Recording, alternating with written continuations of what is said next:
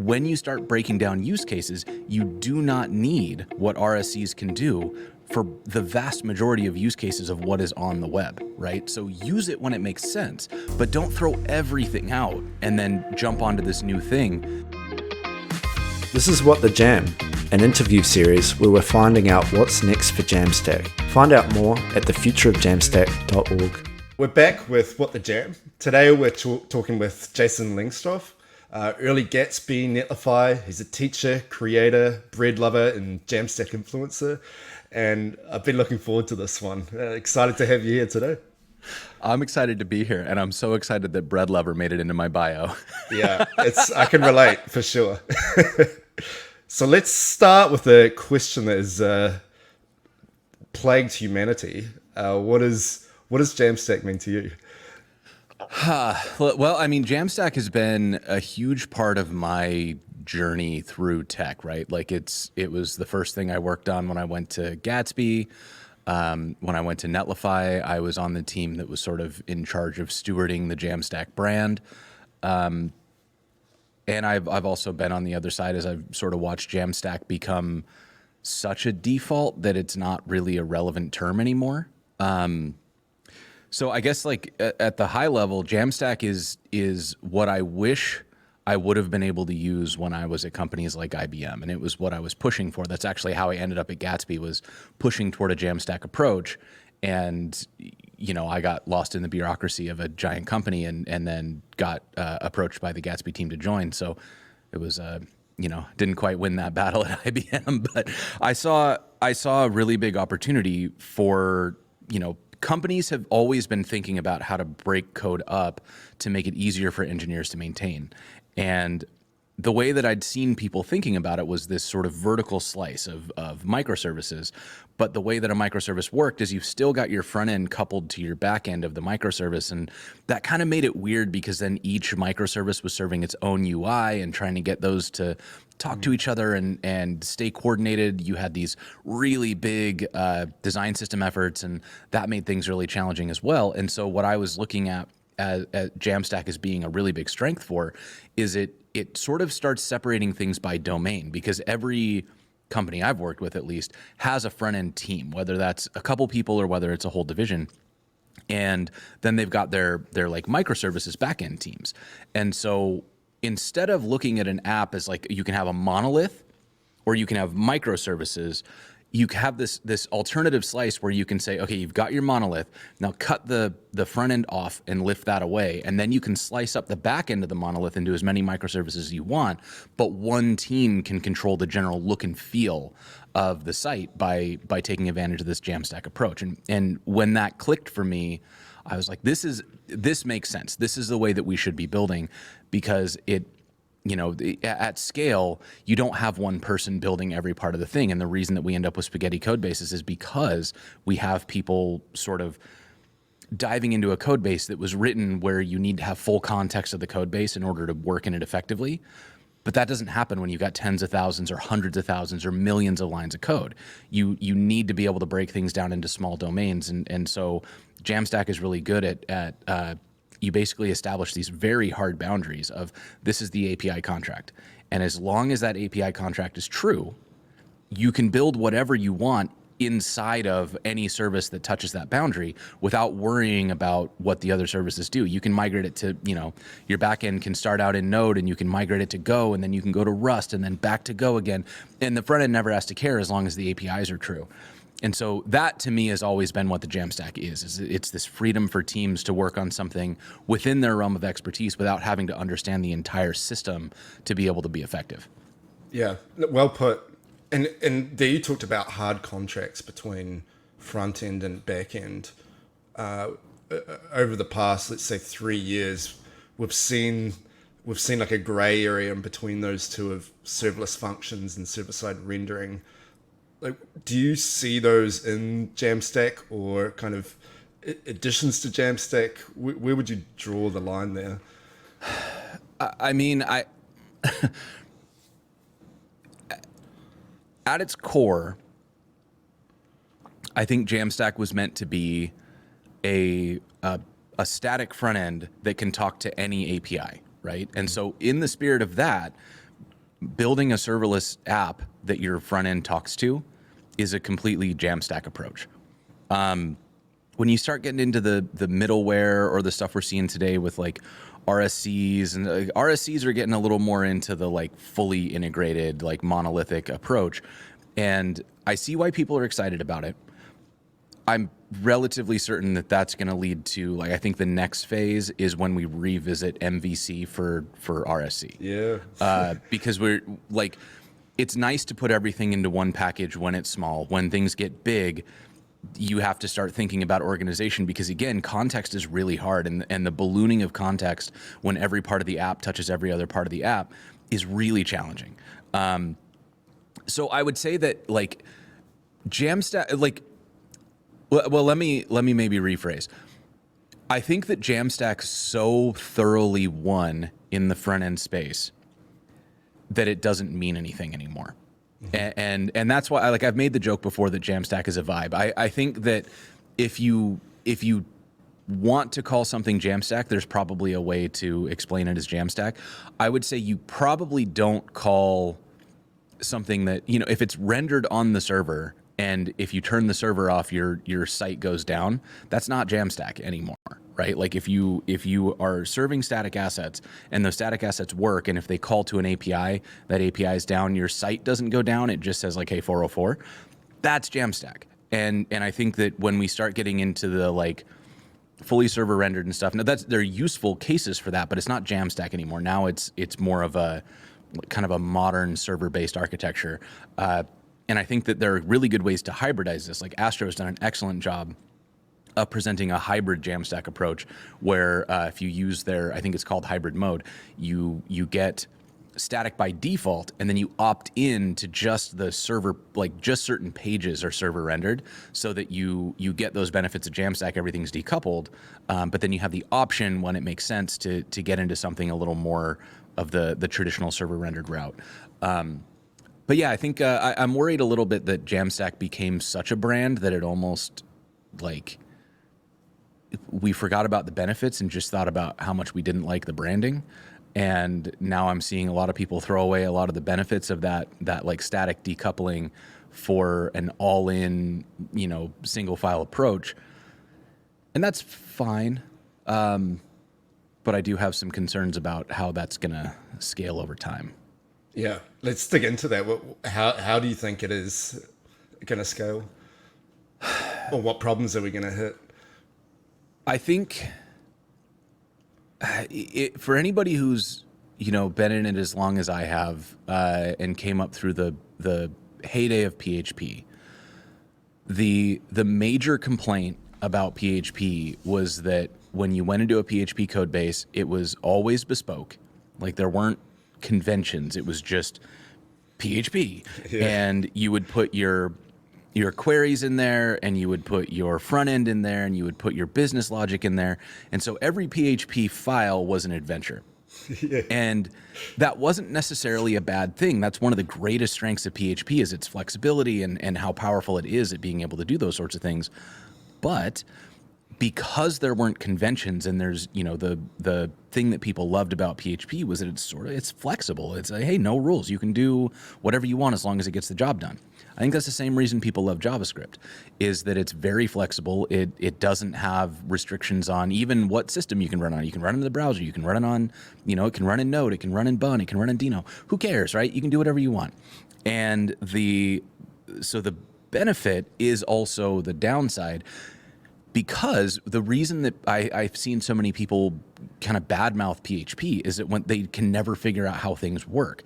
There are no conventions, which means that there's no enforcement of a standard, which means that you're not just learning like how this project works, like what the business logic is. You're also learning every single idiosyncrasy of the team that built it.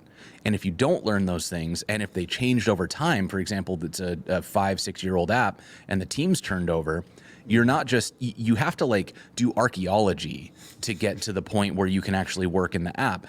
And I worry that this all-in-one JavaScript approach is going to start leading us back down that road of you're going to open up a JavaScript file and it's going to be, I don't know, here's a SQL query, here's some server logic, here's some middleware, here's the client stuff, and it's all mashed together.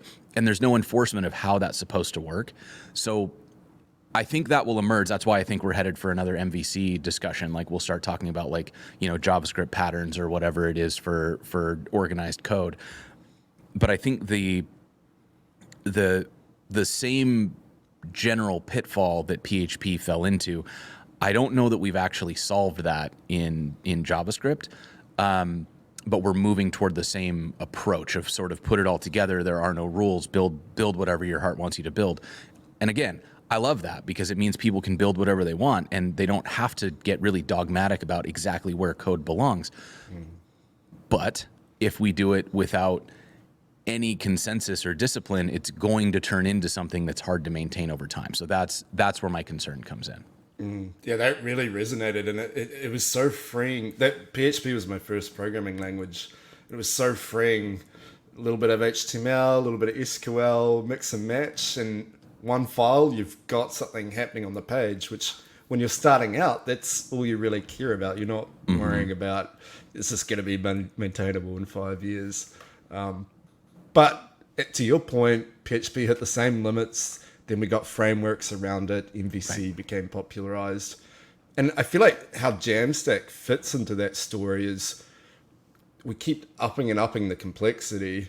And then WordPress was kind of the pinnacle of that, where you have this whole ecosystem of plugins and moving parts all working together so a non-technical person can create a site. But as a developer, it's really cumbersome, and you need to understand all these parts, and they don't always work together well. And I feel like that's what Jamstack was, is let's just get rid of all of that, go back to simplicity, just HTML and CSS it was at the beginning, and then over time we hit limits of that and then brought in more and more JavaScript to the point now where I feel like server-side rendering has just become normalized, even for a lot of cases that don't necessarily need to be. Yeah, I mean, I think part of that too is the bubble that we live in, like on social media and stuff, because those bubbles are largely dominated by people who work at companies that are financially incentivized to get you to use server resources. And I mean, I worked at Netlify. We obviously, like, Netlify makes money when you use serverless functions, and Vercel makes money when you use serverless functions. So their incentive is to get people using more SSR. So instead of what I think the default should be is, start static and then opt into complexity. This is why I've talked about this a lot, but the reason that I'm so bullish on Astro is because that's their philosophy is default to nothing and add stuff when you need stuff. And I find that the other frameworks tend to be trending toward add everything and then you can strip it away with a performance audit. And that's fine, but we're seeing the cost of that as Google's rolling out new performance metrics and Core Web Vitals. Those frameworks are suffering, and they're all addressing it, and that's great. The Core Web Vitals metrics are doing what they're supposed to do, which is driving innovation in the direction we want it to go. But I really like that for a framework like Astro, or 11D is good at this, where you sort of build the baseline at ship just what the user needs. And then you can opt in to adding more as you come up with a new feature that would actually utilize the server-side rendering. But it causes you have to think about it a little bit. And you go, you know what, I actually don't need this. I can do it like this instead, and it's much lighter weight. So it sort of builds in a different approach to the web that I think ends up being ultimately better for the user in most cases. And now there are a million exceptions to every rule, so I know that people are probably listening to me say that, going, well, but what about this? And you're right. I agree with you. So whatever you're going to tweet at me about, I agree with you already. You don't have to. But I think the important thing is that we don't want to lose sight of what was good about something because something else that is good has arrived. And I think that's a big risk that we run as a community, is the sort of headlong rush into the new thing and treating the old thing like it's bad. Yeah. When we see RSCs are cool. There's a lot of interesting use cases for them, and there's stuff that you can do in those that you can't do in a Jamstack approach. When you start breaking down use cases, you do not need what RSCs can do for the vast majority of use cases of what is on the web, right? So use it when it makes sense, but don't throw everything out and then jump onto this new thing, because like, why are you trying to set up streaming for your homepage? It doesn't make sense. Like, set up streaming when you're using it for AI input, when you're using it for some kind of actually stream-based thing. But like, it doesn't really make sense if you're just trying to put a landing page up to add all this extra stuff. You can just serve an HTML file. That's okay. It's actually ideal. And it's, then you won't get DDoSed. You won't get the super expensive bill if lots of people hit your homepage. Like, these problems have been solved. And if we're not introducing a new thing that requires the new technology, then use the thing that's solved and like, let the CDN do the work. Like, that's what it's there for. Yeah, I couldn't have said that better. It's like, it's boring tech, right? Like, it's easy to get caught up in the new thing, and technology evolution doesn't always mean it's better. Like, there are things about a cassette tape that are better than an iPod or an MP3 player or a phone. It's like weighing up the pros and cons of each approach. So I want to bring that back to Jamstack, where before you said Jamstack 1, which like I don't know, I grapple with that one because I think it became insanely popular and it did change the industry. But in the same face, like what you were just saying there, like I feel like we need it. We need that voice of simplicity and boring tech and talking about sort of using the right tool for the job. And I feel like that's something Jamstack can do really well. What do you think about that? Yeah, I mean, the problem is that Jamstack won't make money for anybody, because if you look at what Jamstack is, it's taking as much work as you can, doing it ahead of time, either on the developer's machine before they deploy or in CI/CD, and then deploying to a S3 or equivalent kind of CDN. And when you put that into practice, when people use it well, they just don't, like, you can run a huge site on the free tier of any of these companies, and that doesn't 10x return on investor funds. So at the end of the day, like, Jamstack won so effectively that if you look at the history of all the frameworks, like Next.js went all in on static right up until they realized that they wouldn't make any money if they did that. So then they pivoted and they went all in on SSR. Like, just about every framework around the era of, what was it, 2017 to 2019, 2020 or so, was like all static. They all had static exports. They were all, Gatsby and 11D and Astro, and like Next was doing the default static export, and like all these different things were happening that were like, Jamstack is the way to build for the web. We'd all sort of landed on this as being the right approach. But then incentives change, right? Because it also, I think people started trying to build the stuff that made sense as an SPA. They wanted it to be static. And then when it didn't work, they were like, well, clearly static is bad. Yeah. Because we, again, had thrown the technology out. We'd gone static. So everybody said, oh, well, SPAs must be bad then if we've moved on to static. And now, because they couldn't solve a problem with static, we're saying, oh, well, that must mean that static is bad. We need to go all in on servers now. And so the challenge I have is that I don't think we're going to see any company find a way to make real money off of Jamstack, which means it'll never have the marketing budget that Vercel has. And for that reason, we're going to see servers get pushed hard. You can't run I think that there is a lot of room for nuance. And I think that if we are looking at this with a nuanced lens, then it becomes a very hybrid thing. You see the benefit of, like, an SPA is great when it won't work without JavaScript turned on, which your dashboard wasn't going to work without JavaScript turned on anyways. It's not being indexed by SEO because it's all behind a login anyways. So, okay, what's the benefit? And then, if you start looking at what's actually happening, like, you're not really getting any benefits by going SSR versus SPA, but you get a lot of, like, lack of complexity by going SPA. when you get into SSR, it makes sense when you're doing something that does change frequently, that does need to work with JavaScript disabled, that does have, lots of nuances. Maybe you want to run A/B testing or something and you want that to happen at the server level. That all makes sense. That's a great use case for SSR. But most of us aren't doing that, right? Most of us are just serving one version of a page.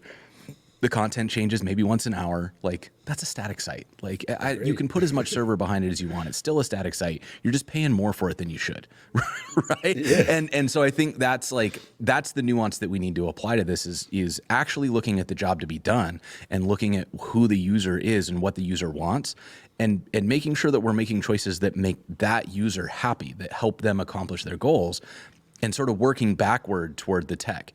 If all they need is a page with information on it, why are we spending so much time and energy building this with a server behind it when we could just put up some static HTML? These days, you could probably go to ChatGPT and say, hey, make me an HTML page that has this text on it. And it'll do that, and you could just be done. Like, you don't have to spend hours fighting for your choices on Twitter. You could just build it. 100%. That's it. Well, I want to dive into the VC angle where, yes, like VC companies, backed companies need the 10x return, and they've got huge $100 million marketing budgets to shift an industry towards an approach that is going to work better for them. Do you think that's inevitable, or do you think there's a way to combat that? I think it's inevitable, but I don't think it needs to be evil, if that makes sense. Like, okay. Capitalism in and of itself is not inherently bad. It's the way that we choose to do it sometimes that is bad. And I think the problem is when we start treating our user base as like a piggy bank, and all we're trying to do is break into that piggy bank to get the money, it changes all the incentives, right? Because now we're not thinking about what our users need or what benefits our team. We're thinking about what benefits our investors. And it leads to really interesting choices. And when we see a lot of these big blow-ups where a company will suddenly announce that they're pulling back a free feature, or they'll change their pricing and it's like egregiously high, those choices are never because somebody sat down and said, what would help our users? They got beat up in a board meeting, and they had to show some kind of revenue growth, and the easiest thing they could think to do was squeeze. And this is like a classic challenge. I think it's why we see so many companies go from like they're pre-seed, they're super popular, everybody loves them, they grow a couple rounds, and then all of a sudden they're the big evil company. Like, we're watching Vercel go through their villain arc right now because they were everybody's favorite company for a long time, and now everybody's kind of trashing Vercel because they started squeezing like they had to. I'm 100% sure after the valuation that they got and the amount of money that they raised, they are getting creamed in the boardroom every single month. Like, there's no way that those meetings aren't terrible with them just being told, you're not getting enough revenue, you're not growing fast enough, you're not getting, I'm sure the investors are beating the heck out of them. And that leads to them making choice. I mean, I'm not going to say what Vercel is doing, but like companies in general, when they're the investors, the people who decide whether or not they continue to exist as a company because they have to give them more money because, again, startups don't make money. If that group of people is saying you need to do this or we're not going to give you more money, you kind of start ignoring your users, and you say, okay, well, how do I get my users to give me enough money that my investors will give me money so that I can continue to exist, right? And it starts to become this game of like, well, can I get enough revenue to get to an acquisition? Can I get enough revenue to get to my next round of funding, as opposed to, can I create enough value that people want to pay me for this service? Like, we just lose sight of that entirely. We're looking at the spreadsheet. We're not looking at the people. And that to me is like, that's the bad capitalism. I think there's really good capitalism where you can look at this as, I can leverage this money to create something that people want, and if I obsessively focus on what they want, they will pay me for it. Like, we see that all the time. There are lots of bootstrap companies in this space that kill it. They absolutely rake in money. They're profitable, they're happy, they don't get yelled at in boardrooms. They just get to make stuff that people like, and they get paid really well. That's capitalism going the right way. So I do think there's a lot of potential for us to do this in a way that is aligned with the user's needs, with the developer's needs, with the company's needs, so that everybody wins. But I think we've got to get away from this idea of like everything needs to have a 10x exit. Sometimes something can just make some money. and it can just make enough money to exist. It doesn't have to be life-changing. Not everything needs to be a double unicorn or whatever the new term is. Like, it's okay to just be profitable, you know? Yeah, it's funny that's like, even getting a profitable company is so difficult in itself. And to your point, it's like, well, who is your customer? Is it your users or is it your investors? Because once you go down the VC path, it's pretty hard to get away from who the real customer is. Right. I really respect Jason Fried and Basecamp for their approach on this. Is just like, why do you want 1,000-person company? Like, why is that a goal? Shouldn't it be to have build a product that your customers really enjoy using and that you get up every day and are excited to build? It's very easy to lose sight of that, and I feel like it's kind of a voice of that orthogonal kind of point of view and thinking. Yeah, like GreenSock is another really good example. It's a JavaScript animation tool, and it's bootstrapped. It's only a few people, and like, what a great tool! It makes tons and tons of people happy. As far as I can tell, they make money. Like, to me, that's sort of the dream, is you get to work on something that you're very excited about, in their case, animation. You have this really healthy community of people who love your tool and experiment and play. You're able to pay a few people a great living to keep working on that tool and teach people the tool. And you become a household name in the industry. Like, that's a win-win. Everybody wins in that situation. Nobody's losing.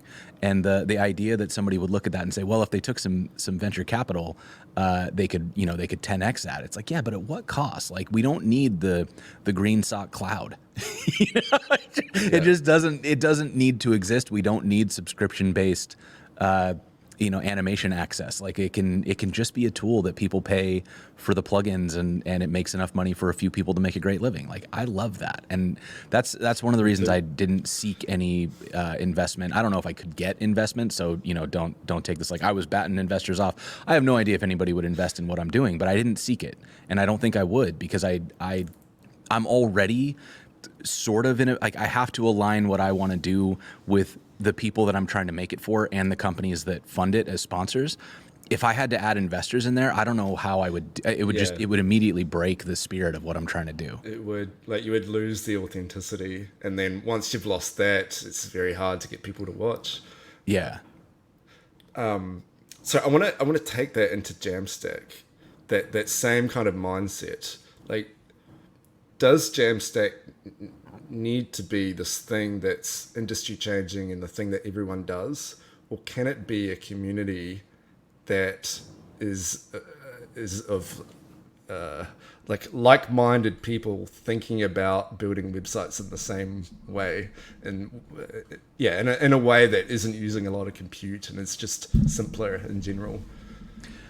Yeah, I think that what I loved about the Jamstack community when I first joined it was that it didn't feel like it was, like, even though, I mean, Jamstack was created by Netlify, so it from its inception has always been a vehicle for a company, but it didn't feel that way. It didn't feel like it was being run that way. And from the inside, I got to see how Netlify managed it, and they were very much investing in it as, like, this is not about Netlify. Like, make it its own thing. They did Jamstack branding. They had Jamstack conference, and, like, Netlify had a presence at those, but it wasn't like the Netlify show featuring Jamstack. It was very much the Jamstack show featuring Netlify. And I think that made for a pretty healthy community because people could feel a sense of ownership over it. You could go and make something about the Jamstack or have an opinion about the Jamstack, and it wasn't taking on, some company's marketing team. At first, at least. Toward the end, I think it was. But all that being said, I think the big trick here is recognizing that, like, ultimately Jamstack itself was an invented term for something that we were starting to see come into the industry as a general best practice, which is don't do work when you don't need to do work, right? Like, that's it. Jamstack is the principle of least work applied to front end. And to me, that's a community that is still healthy. And I think if we worry less about what the brand name is and worry more about the best practices, we can be really productive in this space, and we can talk about it without any dogma. Because the dogmatic thing is what really gets me. If you say it must be pure Jamstack or not, I truly don't care. Yeah, I agree. I think that you should default to decoupled. You should default to static, because probably that will be the least painful to maintain and the least expensive to deploy.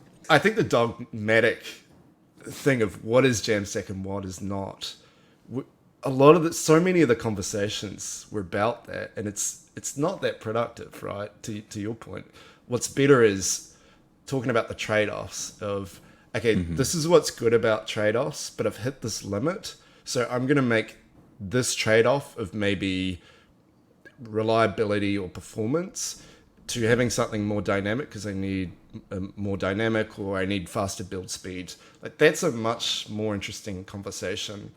But what we're trying to figure out is that tension between trying to have a community with some sort of bounds so people can like grapple with what it is, but also not being dogmatic about what those bounds are, and treating it as a trade-off rather than it's not Jamstack, it must be bad. Like, how do you think that? How can we, have both of those things? Is that possible? I think absolutely yes. And you can see this in different communities around the web. And what I would say is that companies tend to mirror their leadership. And so when you see, not companies, communities tend to mirror their leadership. So whoever the most prominent people in the space are, if they spend all their time arguing over minutia and, having these big dogmatic discussions, that sends a signal to anybody who might join that community that that's what happens here. So it attracts people who want to have those types of conversations. And if the leadership instead is saying, our goal here is to make the best thing we can, it's to create stuff that is fun to use and that works well, and this is we use this approach as a default, I think that, again, that also sends a message. And so for me, I've noticed that if I see a community that seems a little like one of the big ones on the internet right now is, you'll see on Twitter that like a lot of the communities are just really sarcastic and like meme driven, to the point where you kind of like, I don't want to engage with them because I'm worried I'm going to get made fun of if I try to talk, because they'll be like, didn't you see I was teasing? I'm like, I don't read that way. But I think that those communities, they're sending a signal that if you want to be part of that community, you've got to be that type of person. And so they're driving away a lot of people who don't want to, shit post on Twitter and be super sarcastic and make fun of everything. And that's like, again, that's fine. You get to choose who you hang out with. But in terms of like sustainable communities, I think you just kind of have to choose as a community, who do we want to attract? And then you have to model that behavior. And if you act the way that you expect the community to act, and you moderate appropriately, if somebody comes in and is really toxic or is yelling at somebody in the community Discord because they're not building it the right way, and you got to shut that down right away and really send a clear message that like, look, our goal here is to make good stuff, not to be correct. And if you're worried about being correct, you can write that blog post, but like, don't bring it into the community and don't make it into part of your identity, because what's correct today will change in 6 months, and it'll change 6 months after that. And if you build your entire identity around this thing, your choices become, you have to change your entire identity every 6 months as technology shifts, or you have to be one of those people who stands around for years saying you're all wrong, you should go back to like it was when I liked it. Right. And neither one of those is a way to be a happy person. Like, I think, and ultimately, if what we're talking about as the major goal here, we're trying to make people happy. We're trying to make our users happy. We're trying to make our companies happy, and we're trying to make ourselves happy. I don't want to be in a situation where I have to fight for my life every time I want to talk about tech. It's not interesting to me. I don't want somebody to be like, defend yourself. I don't care. I'm building a website. It's dots on a screen. This isn't that important. It's truly not, right? Like, none of this stuff matters. And in 50 years, everything we build today will be offline. It doesn't matter. So just try to find a way to build it that makes people happy for now. If it needs to make them happy later, we'll approach that then. And in the meantime, just try not to let it stress us out. Like, let's see if we can avoid some gray hairs for a little while. You know what I mean? Yeah, I agree with that, but like just going to your point of like, this is how I built it back then. Like I think there's a balance there of vouching for an approach that makes sense to you as well, and having like having a community around that. I guess it's about having the people around you who kind of see the world or whatever it is the same way that you see it, and that's really what a community is. Absolutely. And I think, you know, my comment about like deciding to plant a flag and saying every change after this point is bad is different than saying like we've got some best practices that we advocate for. And I mean, a lot of these like state machines are to this day probably one of the best practices you could adopt. They're 50 years old. You know, like they probably will continue to be one of the best practices for a long time. So I'm not saying that like things change and you shouldn't like things because things are old. I just mean more that like we can't dig our heels in and say that, all right, this is enough change. Anything after this point that changes is bad. And I do see that sometimes where people like, they really, really like tech until they get tired. And then when they get tired, they decide that this was the cutoff and this was the last time tech was ever good. So I think there's got to be a healthy mix of like, don't discard the past, but also don't get resistant to the future. It's going to continue changing. You got to remember to bring the good stuff with us. Let the new stuff kind of wash over you and you'll pick up new good stuff along the way. And that to me is how to, and I think that's what a community does too, is a community acts as a really good filter. A healthy community is going to be trying all these new things and running them through the paces and saying like, yeah, I tried this and I tried this and I ultimately got better results with this approach. And then everybody can go, oh, that's really useful. And then somebody else tries it. They go, oh, I actually got the opposite thing. Let's dig into why. Like, this is great. That's what we should be doing. If the community just says, we don't do that because we're a Jamstack community, that's super unhealthy. You're headed for stagnation in a big bad way. Yeah, no, interesting point. Yeah, that's a great one to finish on. Let's leave it there, Jason. It was a pleasure having you today, and really enjoyed this chat. Yeah, thanks so much for inviting me on. That's it for today's interview. Find out more at thefutureofjamstack.org.